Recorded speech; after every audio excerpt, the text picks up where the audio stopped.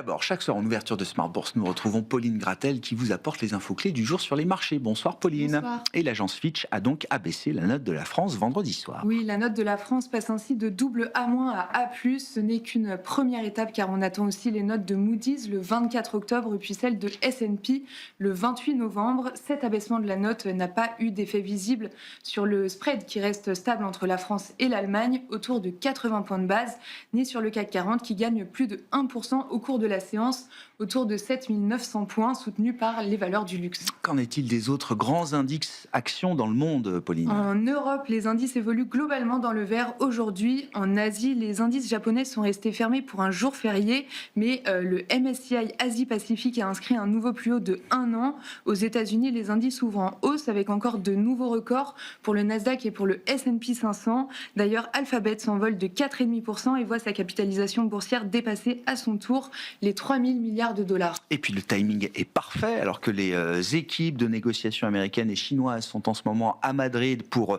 avancer sur un certain nombre de dossiers. Nvidia est accusée d'avoir violé les lois antitrust en Chine. Oui, le titre chute de plus de 1% à l'ouverture de Wall Street. Les autorités chinoises accusent Nvidia d'avoir enfreint les lois anti-monopole selon une enquête préliminaire. Autre mouvement, celui de Tesla qui bondit de 7% alors que Elon Musk a racheté 2,6 millions d'actions pour près de 1 milliard de dollars.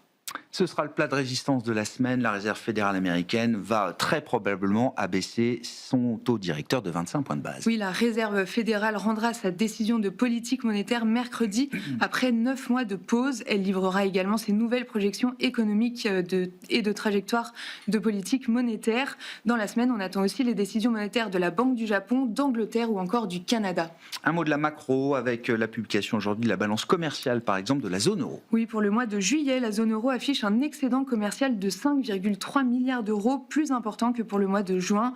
Pour l'ensemble de l'Union européenne, l'excédent commercial s'élève à 5 milliards d'euros. Un mot des marchés obligataires. Quels sont les équilibres observés aujourd'hui sur ces marchés de taux, Pauline? Aux États-Unis, le rendement à 10 ans est stable autour de 4,05%. En Europe, le rendement allemand à 10 ans évolue autour de 2,70% et le rendement français de même échéance autour de 3,50%. Sur le marché des changes, l'euro-dollar se traite au-delà de 1,1750 aujourd'hui. Et puis parmi les publications d'entreprise, on notera la baisse du titre Virbac après la publication des résultats du groupe. Oui, le titre cède plus de 5% au cours de la séance. Le laboratoire vétérinaire fait état d'un résultat opérationnel courant en repli de plus de 10% au premier semestre. Mais Virbac confirme toutefois ses objectifs annuels de croissance et de marge.